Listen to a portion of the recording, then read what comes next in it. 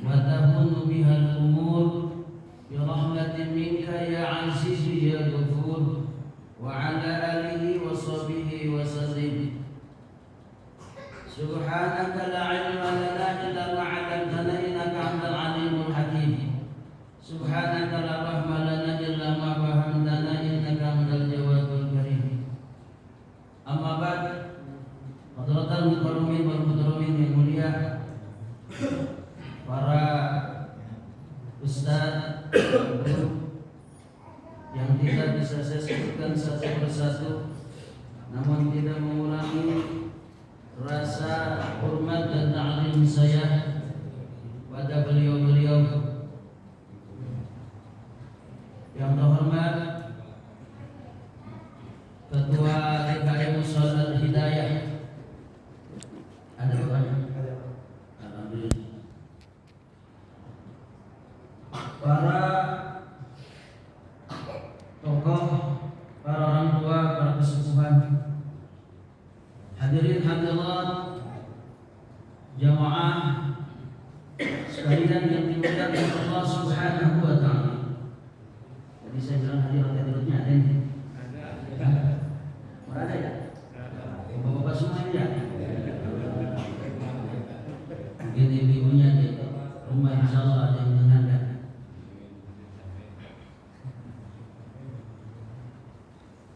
Hadirin jamaah sekalian yang dimuliakan Allah Subhanahu wa taala. Alhamdulillah, segala puji hanya milik Allah Subhanahu wa taala. Puji apapun yang ada dan yang tersampaikan oleh siapapun pada hakikatnya adalah milik Allah. Atas limpahan rahmat dan nikmat-Nya, pada kesempatan yang mulia ini kita bisa bersama-sama bergabung tempat yang mulia ini untuk saling mengingatkan antara satu dengan yang lainnya dalam kebaikan, dalam takwa, untuk sama-sama belajar bersama menuntut ilmu agama, untuk talabul ilmi. Semoga kumpulnya kita semua di sini, di majelis ilmu, di majelis zikir yang merupakan raudhatun min riyadil jinan, taman dari taman utama surganya Allah Subhanahu wa taala. Semoga mengantarkan kita semua masuk ke dalam surganya Allah Subhanahu wa taala. Sebab sesuai dengan hadis yang cukup populer yang insyaallah sudah kita hafal semua, man salaka tariqan yaltabisu fihi ilman sahalallahu lahu tariqan ila jannah. Ya, insyaallah bagi kita yang senantiasa menuntut ilmu agama akan Allah mudahkan jalan menuju surganya Allah Subhanahu wa taala. Maka kalau kata kiai saya, kemanapun kita pergi, niatin tolabul ilmi, niatin ngaji, mau berangkat kerja niatin ngaji, mau pergi ke pasar niatin ngaji, pokoknya kemanapun niatin ngaji, biar nanti seumpamanya Allah jaga nyawa kita ada dalam niatan ngaji, dan insyaallah matinya kita mati dalam keadaan syahid. Hadirin yang dimuliakan oleh Allah Subhanahu wa taala, sebelum kita mulai pengajian kita kali ini, kita sama-sama kita awali dengan membacakan Al-Qur'an Suratul Fatihah yang kita khususkan untuk orang-orang yang sangat berjasa dalam kehidupan kita, yaitu orang tua kita, ibu bapak kita, dan guru kita. Saat saya teringat pesan dari guru saya, jangan sekali-kali engkau melupakan guru yang mengenalkan dohir-dohir syariat, terlebih guru mursyidmu yang membimbing ke jalan Allah Subhanahu wa taala. Kita bacakan Al-Fatihah ila Allati walidina masyayikhina wa ma'allimina fi khususan Allati syayikh wa mursyidi wa murabbiyi al-'arabiyya. Asy-syaikh radhiyallahu anhu syukur lillahi wa al-Fatihah. A'udzu billahi minasyaitonir rajim. Bismillahirrahmanirrahim.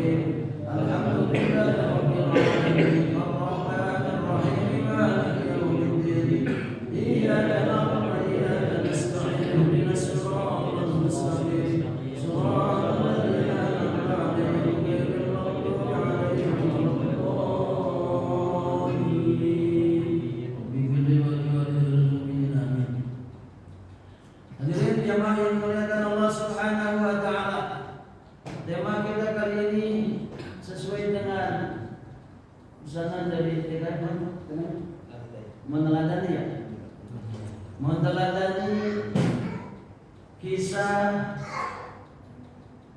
Sayyidina Luqman Al-Hakim dalam perspektif Al-Qur'anul Karim. Baik, jemaah sekalian yang dimuliakan oleh Allah Subhanahu wa taala. Sebelum kita tahu apa yang harus kita teladani dari Sayyidina Luqman Al-Hakim atau Luqman Hakim, kita harus tahu dulu siapa itu Luqman Hakim. Sampai-sampai nama beliau ada dalam Al-Qur'anul Karim. Itu surah yang berapa Luqman itu?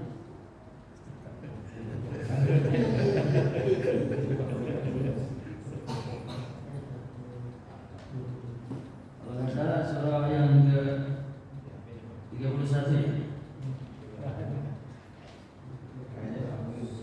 Oke. Kenapa surah Luqman dinamakan surah Al-Luqman? Sumiyat bidzalika li dzikri qissati Luqman fiha. Dinamakan surah Luqman karena menyebutkan kisah Luqman dalam surah tersebut. Jadi di surah Luqman ini yaitu ada beberapa ayat yang menyebutkan tentang kisahnya Sayyidina Luqman. Bahkan dalam ayat ini disebutkan nama beliau 2 kali. Nah, untuk kisah Luqman dan nasihat-nasihat beliau yaitu tertuang dalam ayat 12 sampai 19. Nah, sebelumnya kita harus tahu dulu siapa itu Sayyidina Luqman. Nah, ini saya bacakan. Saya ambil dalam kitab Tafsir Ibnu Katsir. Siapakah Sayyidina Luqman? Ikhtalafa as-salaf fi Luqman alaihi salam. Berbeda pendapat as-salaf. As-salaf ulama-ulama terdahulu mengenai Sayyidina Luqman alaihi salam.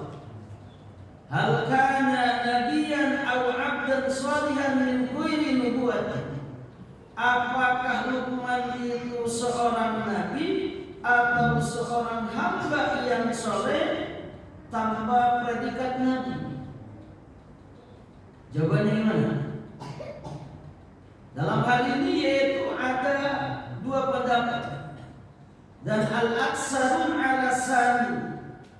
Kebanyakan ulama mengambil pendapat yang kedua, bahwa Sayyidina Luqman itu adalah hamba yang soleh.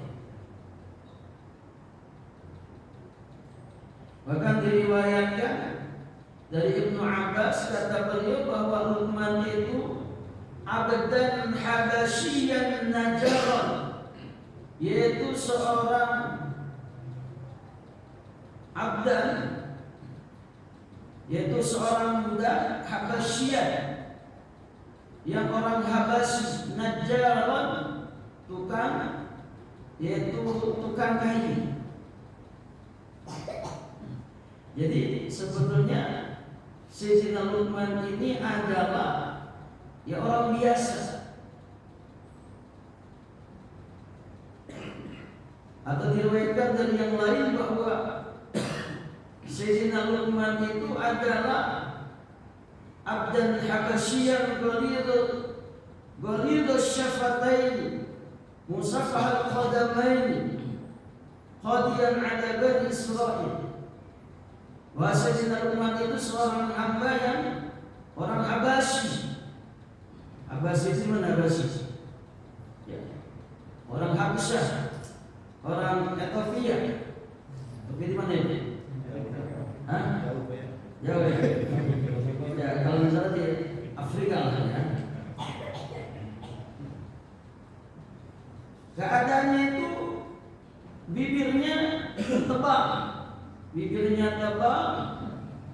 kemudian telapak kakinya lebar. Jadi kalau kakinya lebar itu ini biasanya pekerja berat ini. Tapi beliau itu qadiyan ala Bani Israil. Beliau itu seorang qadi di kalangan Bani Israil, seorang habib di kalangan Bani Israil pada zaman Nabi Daud alaihi salam.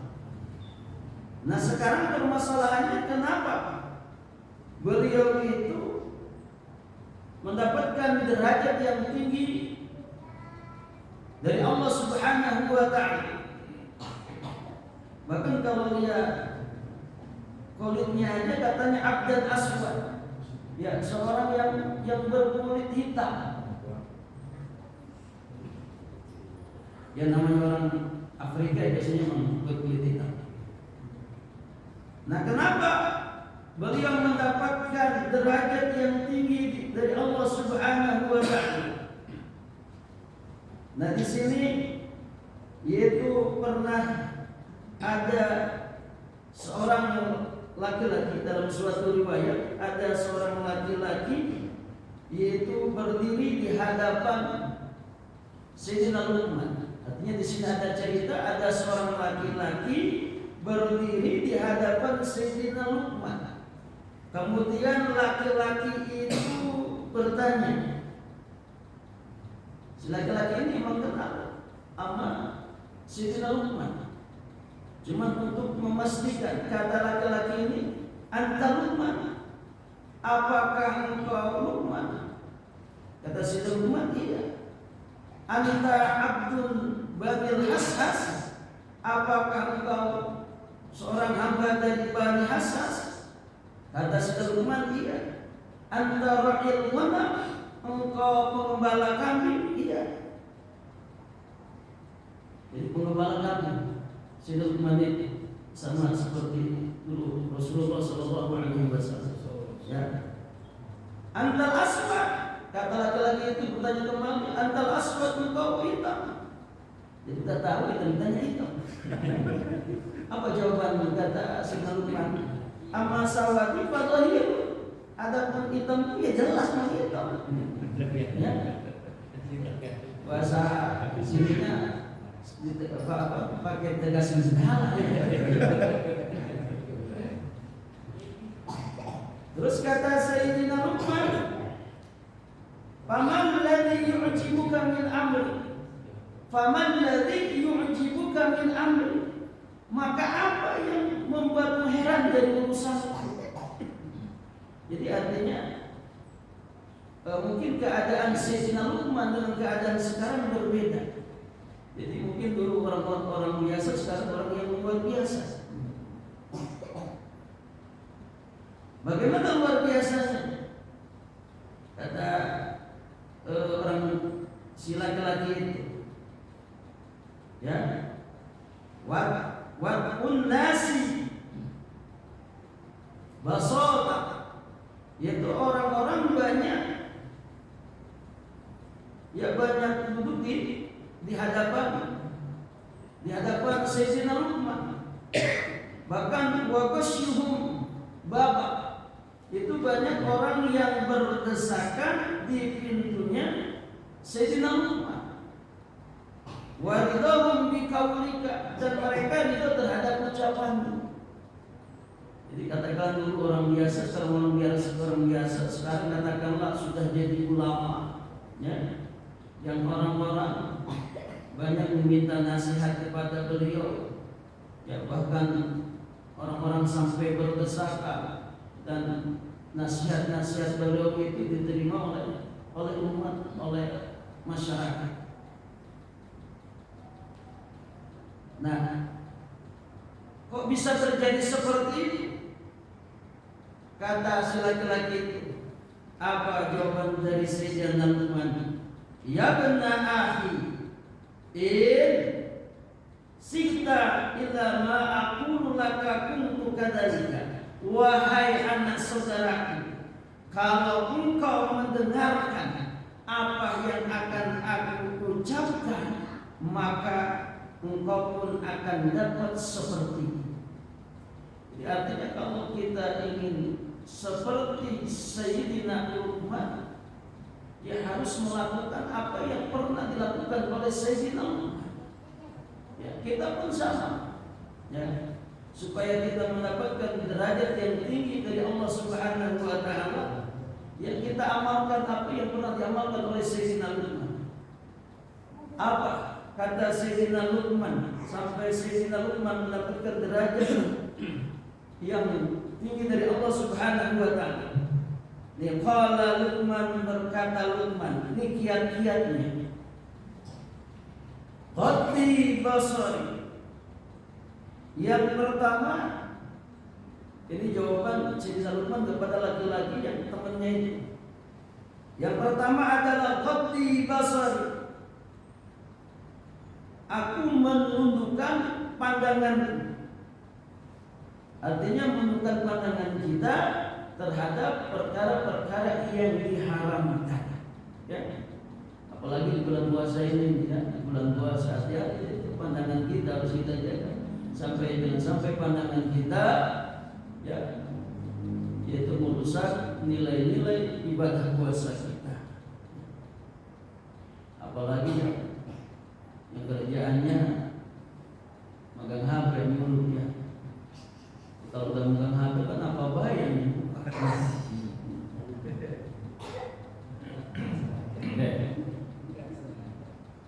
Itu yang pertama, kita tundukkan pandangan kita. Yang kedua, waqaffi lisani, dan aku mencegah lisanku. Artinya mencegah lisan dari omongan-omongan yang diharamkan, dari omongan-omongan yang tidak pantas untuk diucapkan, dari omongan-omongan jorok atau omongan-omongan yang tidak ada manfaatnya. Wa iffatu ta'mat, ini yang ketiga, dan menjaga makanan.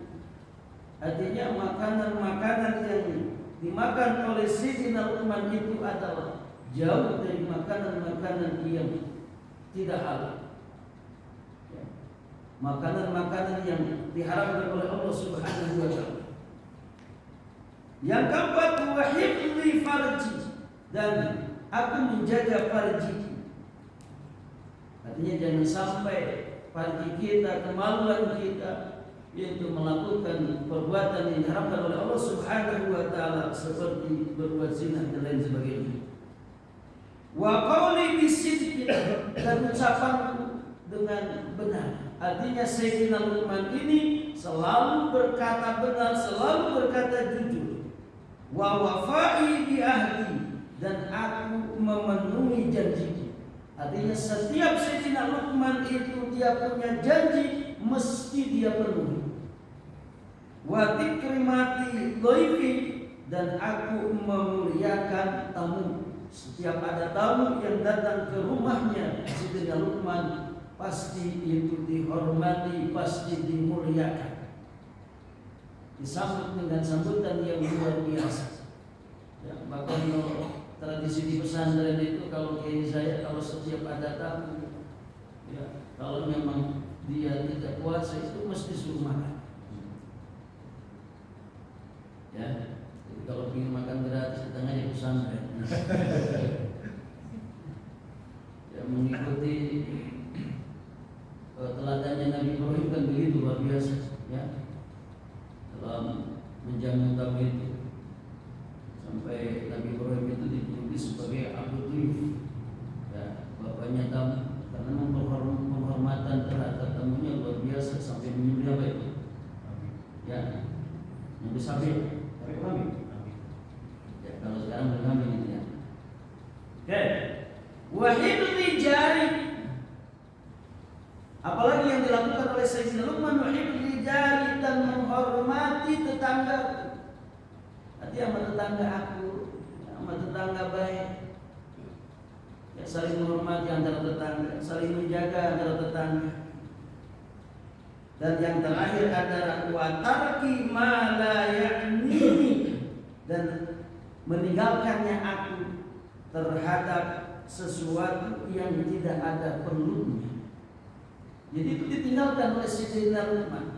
Apapun yang sesuatu perbuatan yang memang itu tidak ada perlunya, tidak ada manfaatnya, atau ya perbuatan atau perkataan yang sekiranya tidak mendatangkan manfaat, itu ditinggalkan.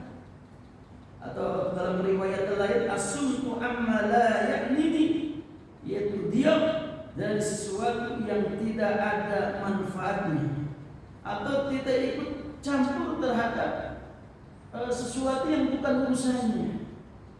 Kalau kita kan pinginnya kayak pemuluh ya, urusan orang lain ingin tahu. Nah, Sayyidina Luqman ini ditinggalkan itu. Yang kalau yang bukan urusannya ya ditinggalkan. Ngapain sih? Ya orang agak ada gawe yang lain. Nah itulah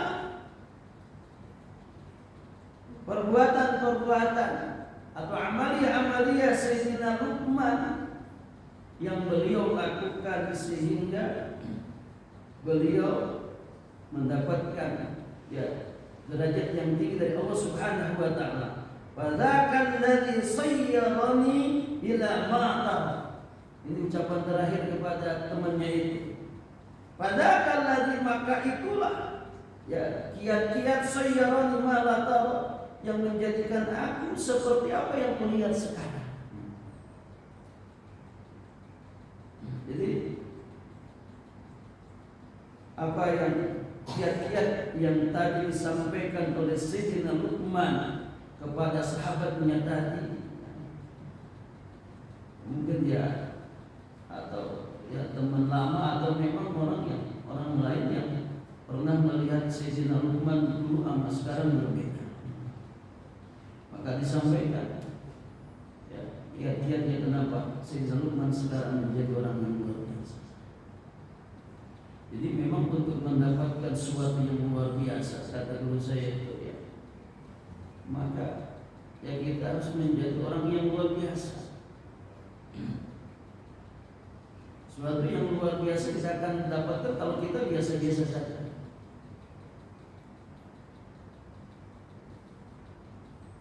Hadirin yang dimuliakan oleh Allah Subhanahu wa taala, ya, itulah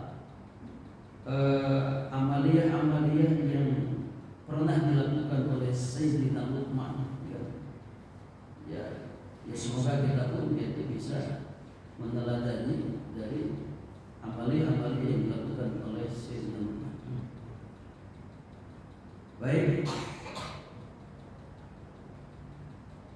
kisah Sayyidina Luqman ini yaitu dalam surah Luqman itu ada dalam ayat 12 sampai 19. Jadi Sayyidina Luqman ini ya orang yang terkenal sangat bijaksana, sehingga sebutnya Luqman Hakim.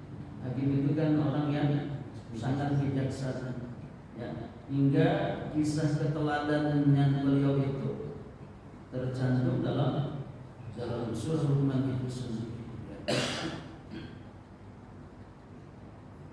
Apa keteladanan yang harus kita teladani dari Sayyidina Luqman? Itu yang pertama ada dalam surah Luqman ayat 12. Kita bacakan ayatnya dan insyaallah untuk materi kita bahas satu ayat itu aja, yaitu ayat yang ke-12. Kita baca ayatnya. Yang bawa Al-Quran boleh buka. A'udzu billahi minasy syaithanir rajim. Bismillahirrahmanirrahim.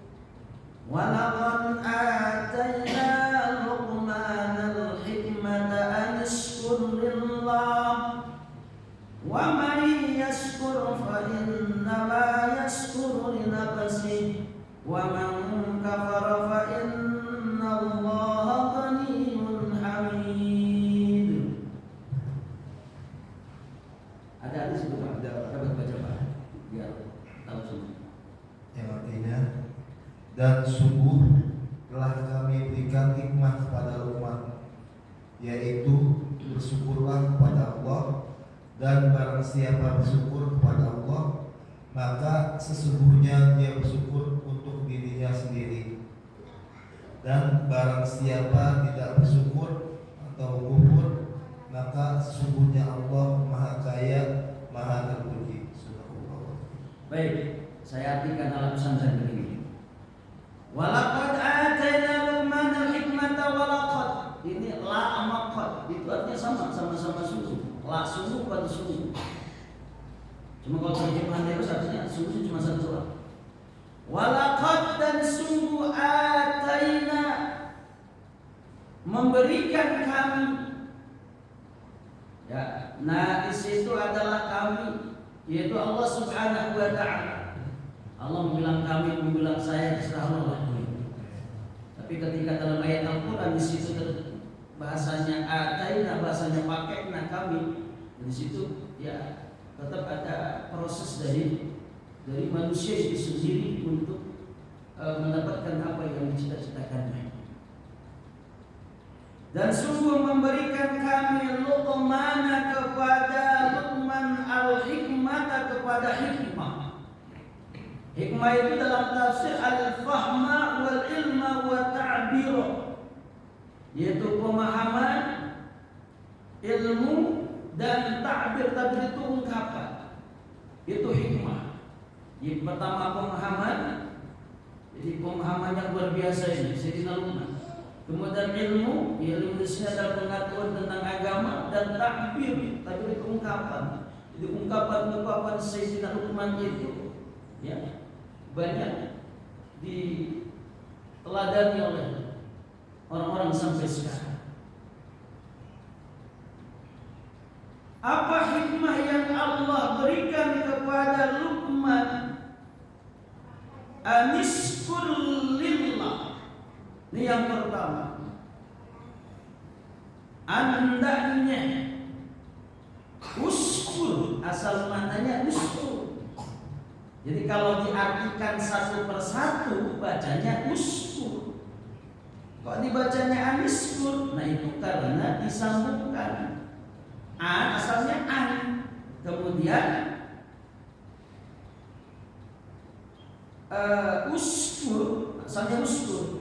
Nah karena mau disambungkan, karena uskur itu adalah kalau dalam tata bahasa itu namanya hamzah wasl. Nah kalau hamzah wasal ketika dia berada di tengah-tengah kata, maka si hamzahnya itu jadi sukun. Jadi kalau dibaca satu persatu bacanya an, kemudian uskur, andanya uskur. Nah uskur ini adalah kata perintah atau fi'il amal, yaitu perintah dari Allah Subhanahu wa ta'ala kepada Sayyidina Luqman secara khusus dan umumnya adalah kepada kita semua. Uskur, bersyukurlah kamu lillahi, kepada Allah. Kenapa kita harus bersyukur kepada Allah? Wa may yashkur fa innama yashkuru li nafsihi. Wa may yashkur, dan siapa saja yashkur yang bersyukur, fa innama, maka sesungguhnya yashkur, dia bersyukur li nafsihi, untuk dirinya sendiri. Wa man kafar, dan siapa saja yang kufur, fa innallaha, maka sesungguhnya Allah ghaniyyun, itu yang maha kaya, hamidun, yang maha terpuji. Fa innallaha, maka sesungguhnya Allah, ini penguatan.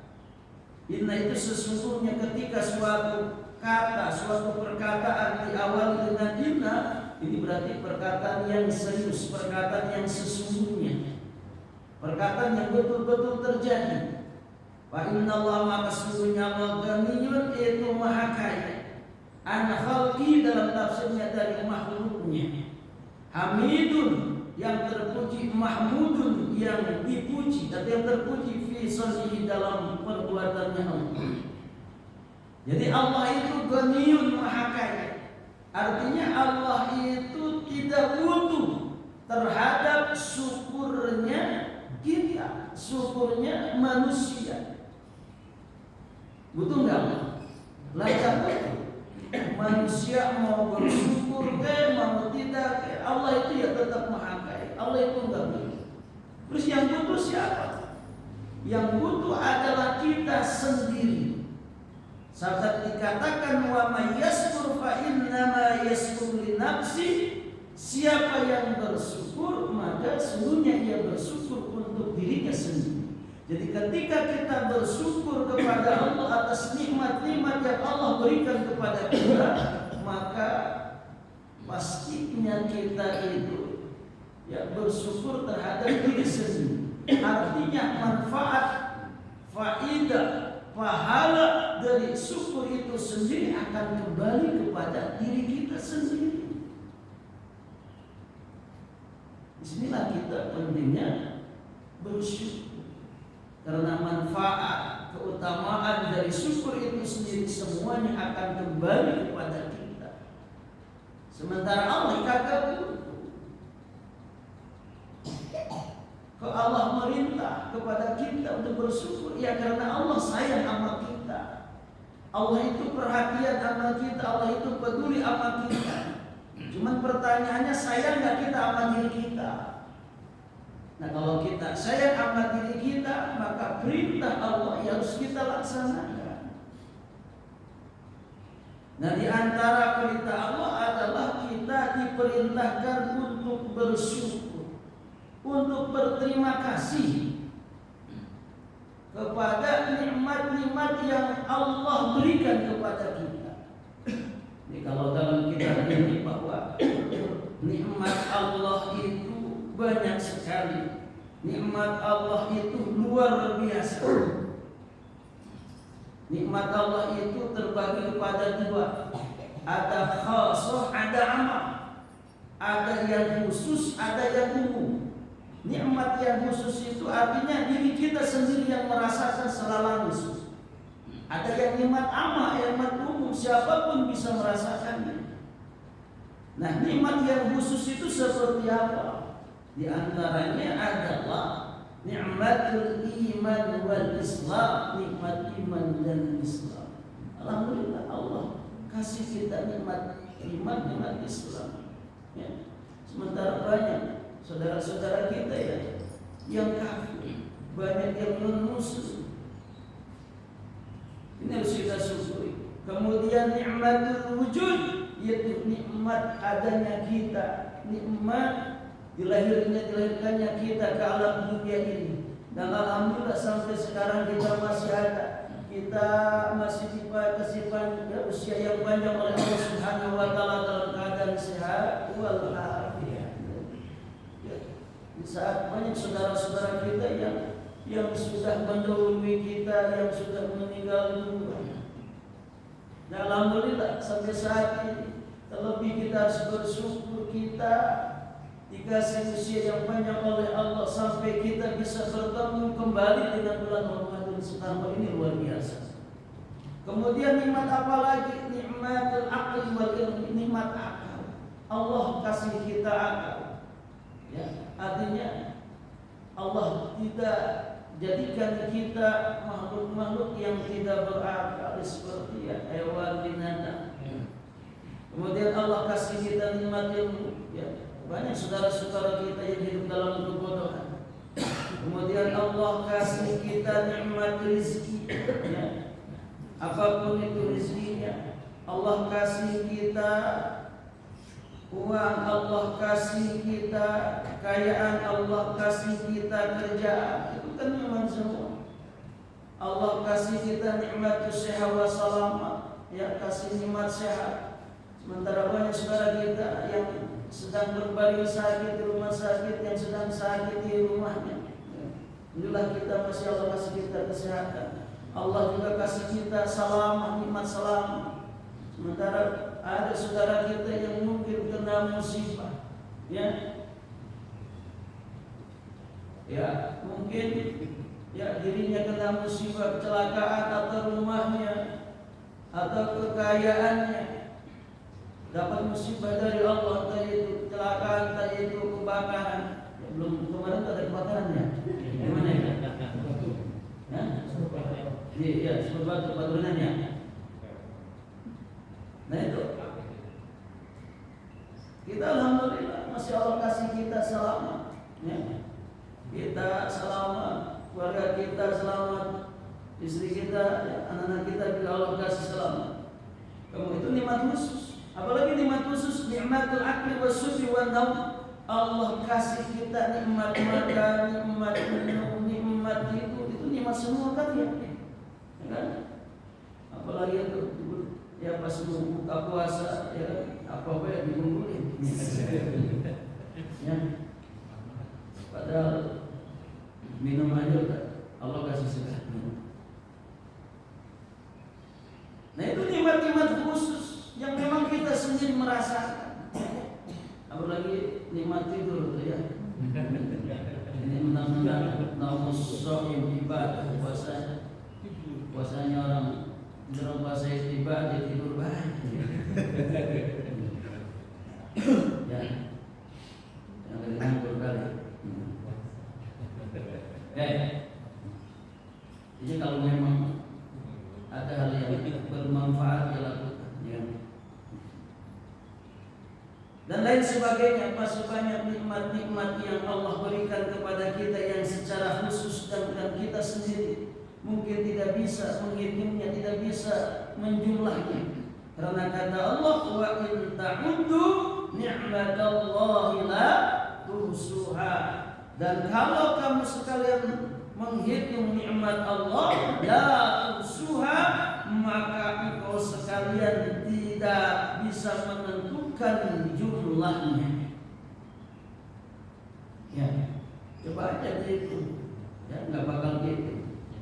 Dan yang pasti wa ma bikum min ni'matin fa min Allah, dan apapun yang ada pada kamu sekalian dari nikmat, maka itu adalah dari Allah. Apapun nikmatnya harus kita yakini itu adalah dari Allah Subhanahu wa ta'ala. Oke, itu nikmat khusus. Adapun nikmat umum seperti apa? Bi an khalaqa samaa, seperti Allah menciptakan langit beserta isinya. Di atas langit ada matahari, ada bintang, ada bulan. Nah, itu kan untuk kemanfaatan hamba-Nya. Begitu pula Allah menciptakan bumi beserta yang isinya. Ada lautan, ada sungai, ada gunung, ada angin, ada hewan, ada pepohonan dan lain sebagainya. Itu adalah nikmat-nikmat umum. Bahkan bagi kita yang umpamanya kerjaannya di lautan, nah itu lautan itu yang menentukan adalah Allah Subhanahu wa ta'ala. Sehingga yang menentukan Allah, perahu itu bisa berjalan dengan izin Allah Subhanahu wa ta'ala. Dan mereka yang kerjanya di laut, dan dia bisa mencari, bisa menyebut rezekinya Allah Subhanahu wa ta'ala. Itu adalah nikmat dari Allah Subhanahu wa ta'ala. Maka tugas kita sekarang adalah yaitu bersyukur. Makanya nasihat pertama atau hikmah pertama yang didapatkan oleh Sayyidina Luqman Hakim dari Allah adalah anishkur lillah, supaya kita bersyukur kepada Allah Subhanahu wa ta'ala. Sebab dengan kita bersyukur kepada Allah, ya berarti kita tahu. Man arafa nafsa arafa rabbah, siapa yang tahu dirinya pasti dia tahu akan Tuhan Allah Subhanahu wa ta'ala. Ya. Nah, di antara supaya kita tahu diri itu ya harus bersyukur kepada Allah. Sehingga kita tahu bahwa yang ngasih nikmat itu adalah Allah Subhanahu wa ta'ala. Nah, disinilah kita wajib bersyukur kepada Allah Subhanahu wa ta'ala. Banyak sekali ayat-ayat yang memerintahkan kepada kita untuk bersyukur. Di samping itu ayat 12 tadi ya, dalam surah Luqman, dalam ayat lain Allah menyebutkan Bismillahirrahmanirrahim dalam surah Al-Baqarah ayat 152. Fadhkuruni adzkurkum washkuruli wala takfurun. Fadhkuru maka ingatlah kamu sekalian ni kepadaku adzkurku maka aku akan ingat kepada kamu sekalian. Washkuru dan bersyukurlah kamu sekalian li kepadaku wala takfurun dan janganlah, nyala di sini adalah la nahiyah, la larangan. Wala takfurun dan janganlah engkau kufur, ya, kufur nikmat. Nah, dalam ayat ini Allah mengawali perintah bersyukur yaitu dengan perintah fadhkuruni adzkurkum. Maka ingatlah kamu sekalian kepadaku, maka aku akan ingat kepada kamu sekalian. Jadi sejatinya begini, orang yang betul-betul bisa bersyukur itu kunci yang pertama itu adalah zikrullah. Dia senantiasa berzikir, dia senantiasa mengingat Allah Subhanahu wa ta'ala. Nah, sekarang bagaimana mau bersyukur? Ingat Allah aja nggak pernah. Zikir kepada Allah aja nggak pernah. Jadi kuncinya fadhkuruni itu kita harus ingat dulu sama Allah.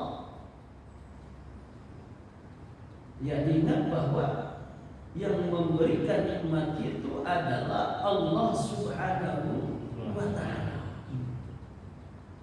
Atau kita ya harus belajar ilmu zikir supaya bagaimana kita selalu ingat sama Allah Subhanahu wa ta'ala. Nah, supaya kita menjadi orang yang ahli zikir. Ahli zikir itu orang yang senantiasa berzikir kapan dan dimanapun. Ya, bukan jamaah zikir, beda. Kalau jamaah zikir itu ya ketika kumpul-kumpul doang dia zikir. Tapi ketika di luar itu dia lupa sama Allah, kagak zikir sama Allah. Nah, supaya kita bisa menjadi ahli zikir, dan ini kita harus berusaha menjadi ahli zikir. Itu ada gurunya tersendiri. Fas'alu ahla dzikri in kuntum la ta'lamun. Maka bertanyalah kamu sekalian kepada ahli zikir kalau kamu enggak tahu. Ya. Ilmu dalam agama itu kan banyak, termasuk ilmu zikir. Ini harus dicari ilmu zikir, cari guru. Ya. Sebab apapun harus ada guru. Ya. Supaya zikir kita yaitu sesuai dengan aturannya, sesuai dengan tuntunan agama, nyambung kepada Rasulullah. Ya, nyambung dari guru ke guru, dari guru ke guru, terus sampai ke sahabat Nabi, sampai ke Rasulullah. Rasulullah dari malaikat Jibril dari Allah Subhanahu wa ta'ala. Dan memang yang saya rasakan supaya kita bisa menjadi ahli zikir itu memang harus ada guru. Dan alhamdulillah saya sudah punya guru. Ya, saya sudah belajar ilmu zikir itu dari tahun 2013. Itu kepada seorang mursyid. Ya, mursyid itu orang yang mengajarkan zikir, orang yang membimbing bagaimana supaya kita ingat kepada Allah Subhanahu wa ta'ala. Itu namanya mursyid. Ya, dan mursyid itu dalam zikir ya, zikirnya itu disebut dengan zikir tariqah. Dan tariqah di Indonesia itu banyak sekali. Kalau tidak salah sekitar ada 40 lebih. Itu tariqah yang muktabar, yang diakui. Artinya yang memang tariqah yang nyambung sampai ke Rasulullah SAW. Jadi semuanya ada sanadnya. Dan ketika kita belajar ilmu zikir, ilmu tariqah itu harus ke satu guru, nggak bisa ke banyak guru. Kalau ilmu syariat silahkan belajar kepada siapa saja. Tapi kalau ilmu zikir dalam hal ini adalah ilmu tariqah, Ya itu harus satu mursyid itulah yang nanti akan membimbing kita.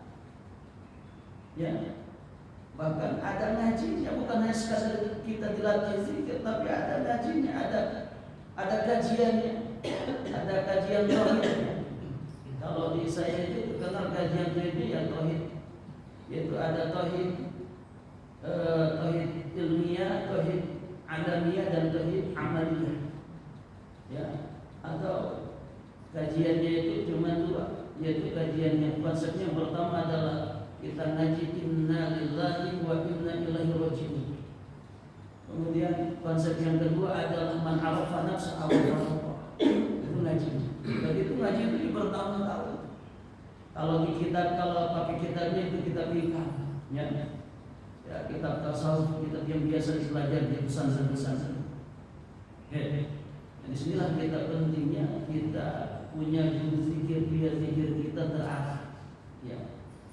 Kalau kata Habib Lutfi itu orang yang berzikir yang ada gurunya amat tidak ada gurunya itu diibaratkan minum air zam-zam, ya, dengan yang satu dengan pakai gelas yang berbeda. Gitu. Kalau orang yang zikir yang ada gurunya itu ibaratkan minum air zam-zam, ya, dengan gelas yang gelasnya itu, ya, gelas yang pernah digunakan oleh Rasulullah Sallallahu Alaihi Wasallam, gelas yang pernah digunakan oleh para wali, gelas yang pernah digunakan oleh para sahabatnya. Kalau yang menambah guru yaitu seperti gelas yang tidak pernah digunakan oleh Rasulullah. Artinya Bismillah kita pentingnya ya dalam zikir pun itu harus ada sanadnya, harus ada ketersambungan kepada Rasulullah Sallallahu Alaihi Wasallam. Oke, jadi yang saya rasakan bahwa sejatinya rasa syukur itu akan muncul kalau kita fadkuruni uji, kalau kita senantiasa yaitu berzikir kepada Allah Subhanahu wa Ta'ala. Bahkan saya jajarkan guru saya begini, ya, saya punya guru namanya seorang mursyid Asy-Syaikh Sirajuddin Ilyas, ya. Karenanya banyak diantaranya ada Madarijus Su'ud fi Arba'atil Usyri, itu tangga-tangga pertahidan ada 24, ada 24 tangga.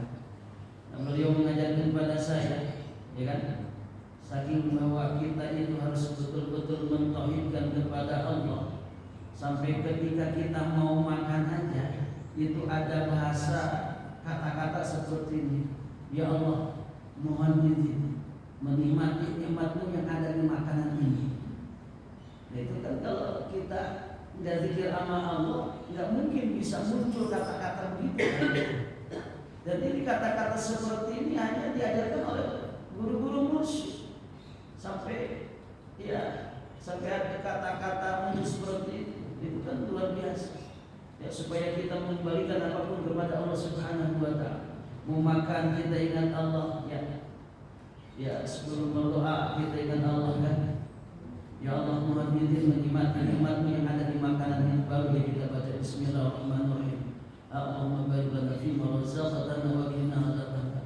Selesai makan kita juga ada kata-katanya. Ya Allah, terima kasih. Terima kasih Engkau telah memberikan kenyang. Tapi yang berikan kenyang siapa? Allah kan, bukan makanan. Jadi kalau kita yang ngasih kenyang makannya itu musuh. Terus sampai ke situ kehati-hatian dalam perkataan pun itu diajarkan oleh guru saya. Kemudian ketika kita mau minum juga sama, menizin ya Allah, ya, menikmati nikmat-Mu yang ada di minuman ini. Setelah minum, ya, kemudian ada bahasa lagi, ya Allah makasih Kau telah memberikan kesegaran lewat minuman ini. Itu kan rasa syukur seperti itu, ya, dalam hati diucapkan seperti itu. Kemudian ya secara alisanya, Alhamdulillahilladzi at'amana wa saqana wa ja'alana minal muslimin. hanya diajarkan oleh guru-guru musik, nggak ada di guru-guru lain, di kiai-kiai lain, satu-satu yang lain. Itu hanya diajarkan oleh guru-guru yang memang ahli zikir, guru-guru yang sudah mendapatkan predikat seorang lurus. Banyak yang dalam kehidupan kita bagaimana supaya kita betul-betul mentauhidkan kepada Allah, mengesahkan kepada Allah. Ya, dalam bahasa aja ada kehati-hatiannya, dalam bahasa aja ada etikanya. Ya, itu semua berangkat dari zikrullah, dari ingat kepada Allah Subhanahu wa Ta'ala. Baru kalau sudah begitu, maka akan muncul rasa syukur kita kepada Allah Subhanahu wa Ta'ala. Dan jangan sampai kita kufur nikmat. Sebab kalau kita kufur nikmat, wah ini bahaya. Ya. Kalau kufur nikmat ya berarti kita akan merasakan dari dampak kufur nikmat itu sendiri. Kalau dalam ayat yang sudah insyaallah kita sudah hafal, walain kafartum inna azabi lasyadid. Dan kalau kamu kufur sesungguhnya siksa itu amat pedih. Jadi ketika kita bersyukur, maka kita akan mendapatkan kemanfaatannya dari Allah. Sebaliknya ketika kita kufur terhadap nikmat-nikmat yang Allah berikan, maka hati-hati, akan ada ancaman dari Allah, akan ada siksa dari Allah Subhanahu wa Ta'ala. Nah, kalau dalam kisah-kisah terdahulu dibuktikan seperti siapa? Seperti kisah Qarun.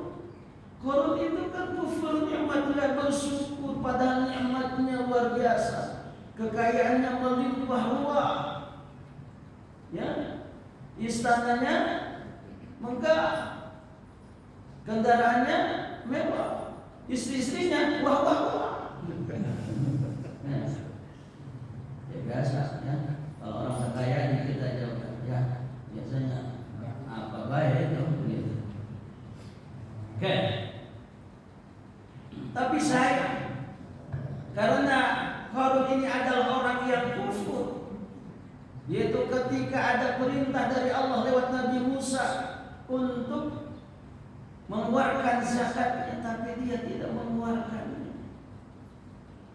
Ya, malah dia membantah, dia ingat ngapain sih memberi zakat segala.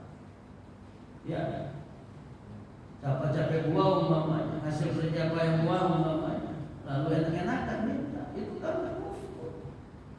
Padahal dia tentunya ingat yang ngasih kekayaan yang banyak itu kan Allah Subhanahu wa Ta'ala. Ya. Jadi kufur itu ya karena kalau bahasa tauhidnya itu karena dia di situ ada rasa pengakuan. Jadi pengakuannya masih ya, pengakuannya itu ya pengakuannya itu ya karena dia merasa bahwa ini hasil kerja payah. Ya, dia ini hasil kerjanya dia.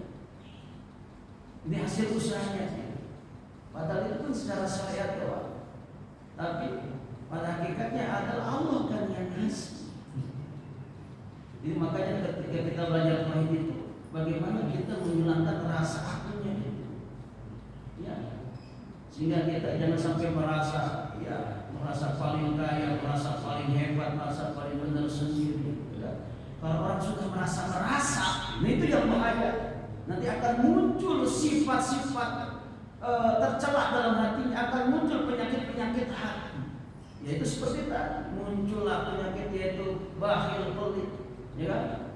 Gak mau mengeluarkan apa yang harus dikeluarkan dari hartanya, entah itu berupa zakat atau sedekah atau infak dan lain sebagainya.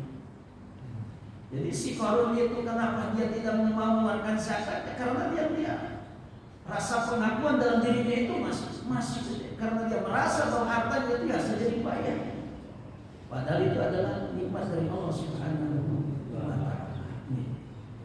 Jadi kenapa di awal ayat 40 ini ya ingatlah kepada Allah itu adalah supaya kita tahu ya kan, bahwa apapun yang Allah berikan kepada kita itu adalah nikmat dari Allah Subhanahu wa Ta'ala. Ya. Pada hakikatnya adalah apapun yang Allah berikan kepada kita, ya, itu adalah dari Allah. Yang ada dalam diri kita apapun itu, berupa kenikmatan, kesenangan itu adalah dari Allah Subhanahu wa Ta'ala. Jangan dianggap. Kalau dianggap bahaya itu, ya. Pasti orang kalau dia banyak pengakuannya, ini mobil gua, ini rumah gua, ini harta gua, wah itu bahaya. Gitu. Ya, akan muncul penyakit hati, penyakit hati. Makanya kenapa dalam ayat ini diawali dengan fadkuruni adkurkum, maka ingatlah kamu sekalian kepadaku, maka aku akan ingat kepada Allah. Ya.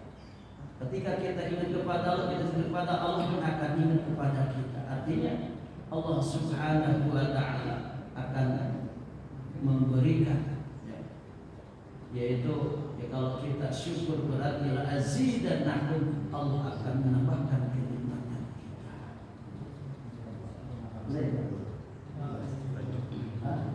Oh gitu. Baik. Nah, itulah kita pentingnya bersyukur kepada Allah Subhanahu wa Ta'ala. Masih banyak ayat-ayat yang lain, yaitu yang menjelaskan tentang pentingnya bagaimana kita bersyukur kepada Allah Subhanahu wa Ta'ala. Baik, itu ala kadar untuk materi yang bisa saya sampaikan kali ini. Yang sekiranya tadi katanya ada pertanyaan, ya silakan. Kalau pertanyaannya bisa saya jawab, ya saya jawab. Ya.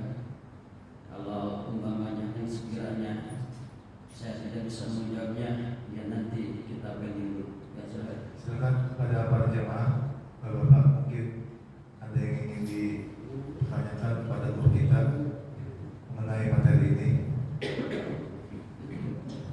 Satu aja ya, karena waktu sudah siang saja.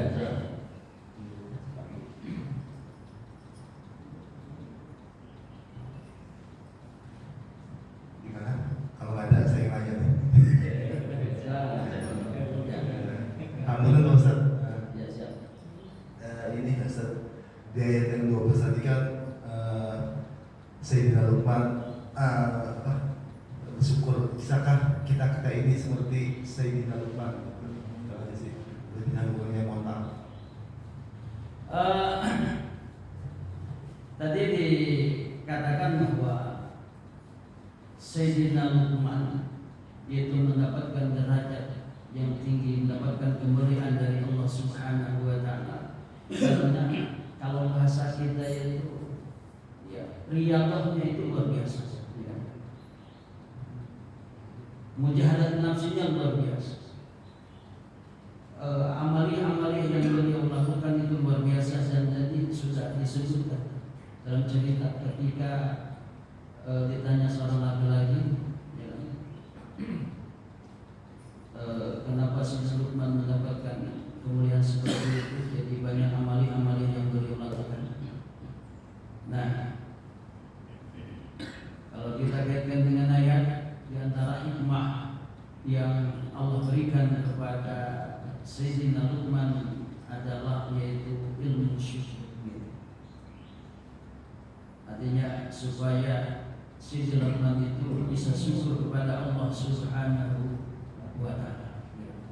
Dan aslinya Sayyidina Luqman ini adalah orang yang sudah jelas-jelas yaitu yang pandai bersyukur kepada Allah Subhanahu wa Ta'ala. Sebab suatu kisah itu tidak dicantumkan dalam Al-Quran kalau kisah itu bukan untuk jadi teladan. Artinya ketika kisah Sayyidina Luqman ini yaitu Allah cantumkan dalam Al-Quran, yaitu berarti kisah tersebut harus kita teladani. Di antaranya adalah Sayyidina Luqman pasti adalah orang yang bersyukur. Nah, bagaimana kita supaya kita bisa bersyukur? Nah, itu tadi ada ilmunya, ilmu syukur. Dan apakah kita bisa seperti Sayyidina Luqman? Ya, kita harus berusaha. Ya, harus kita berusaha bagaimana kita bisa meladani Sayyidina Luqman, yaitu menjadi orang yang bersyukur. Nah, disinilah kita pentingnya haji. Dari antara ngaji yang harus kita kaji adalah ilmu syukur itu sendiri, ya kan? Kalau kita pelajari dari kitab-kitab ulama, yaitu ya banyak sekali ya penjelasan tentang syukur itu sendiri. Bahkan Rasul sendiri mengajarkan kepada kita yaitu supaya kita membaca doa yang biasa Rasul membacanya.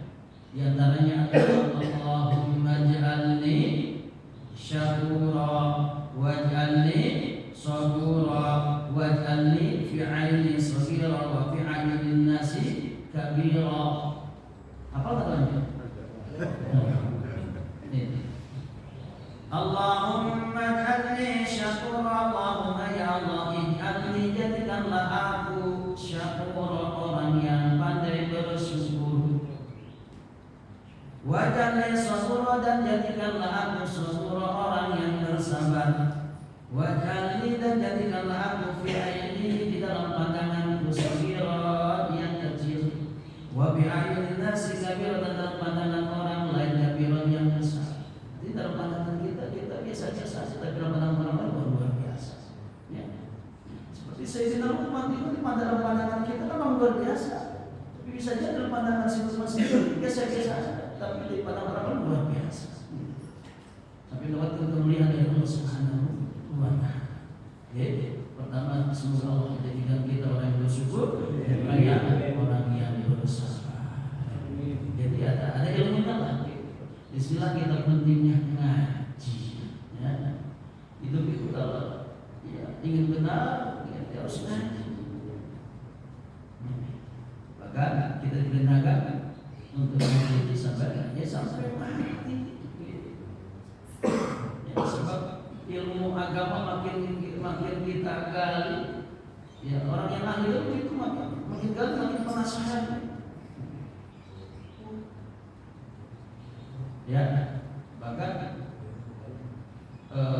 bagaimana kita itu, ya katakanlah ibadah kita bukan hanya kuantitas saja, bagaimana kualitas kita juga ditingkatkan. Ya seperti halnya dalam sholat, kita sholat itu bukan hanya sekedar gerakan-gerakan saja. Bagaimana hati kita pun bisa ikut sholat. Ya itu sebenarnya sudah kita berikan. Ya. Terima kasih, Masya Allah. Sebelum kita tutup, nanti ada doa yang dibawakan oleh guru kita langsung. Jadi saya mohon maaf apabila ada salah-salah kata. Assalamualaikum warahmatullahi wabarakatuh.